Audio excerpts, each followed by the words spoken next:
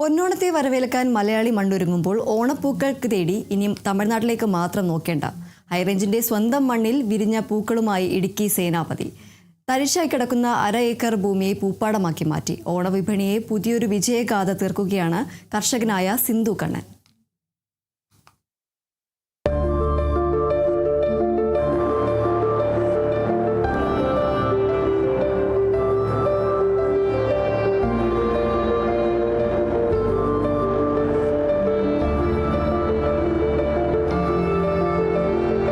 ഏലക്കാടുകളുടെ സുഗന്ധം നിറഞ്ഞ ശാന്തംപാറയ്ക്കും ഉടുമ്പൻചോലയ്ക്കും മധ്യേ സേനാപതിയിലാണ് ഈ പൂവസന്തം.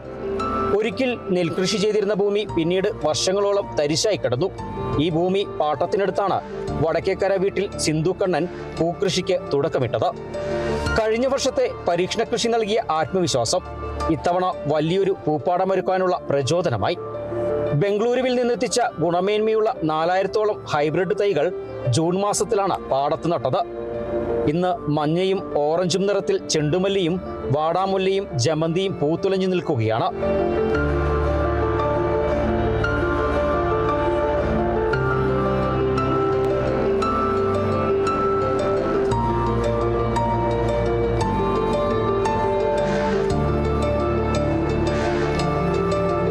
തുടർച്ചയായ മഴ വെല്ലുവിളിയായെങ്കിലും കൃത്യമായ പരിചരണത്തിലൂടെ പ്രതികൂല കാലാവസ്ഥയെയും സിന്ധു അതിജീവിച്ചു. ഓണത്തോടനുബന്ധിച്ച് നടക്കുന്ന അത്തപ്പൂക്കള മത്സരങ്ങൾക്കായി ഇതിനോടകം തന്നെ വൻതോതിൽ പൂക്കൾക്ക് ഓർഡറുകളും ലഭിച്ചു കഴിഞ്ഞു. നമ്മുടെ കാലാവസ്ഥ കാരണം കഴിഞ്ഞ പ്രാവശ്യത്തെ പോലെയുള്ള കൃഷി വന്നില്ല. ലാഭമാണ്. ആദ്യത്തെ മുതൽ മുടക്ക് കഴിഞ്ഞാൽ പിന്നെ കുഴപ്പമില്ലാത്ത രീതിയിലാണ്. പിന്നെ ഫ്രഷായ പൂ നമുക്ക് ഇവിടുന്ന് തന്നെ പറിക്കാമല്ലോ. നമുക്ക് തമിഴ്നാട്ടിൽ പോകണ്ട, കർണാടകയിൽ പോകണ്ട, നമ്മുടെ കേരളത്തിൽ നിന്ന് തന്നെ നമുക്ക് പൂ പറിക്കാം.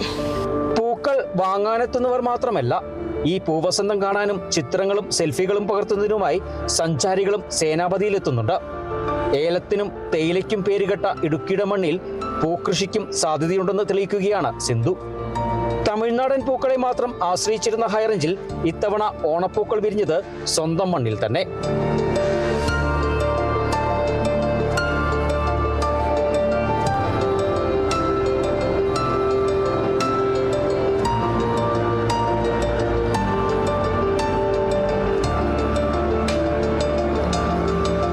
Bineesh Antony, Kerala vision news, Idukki.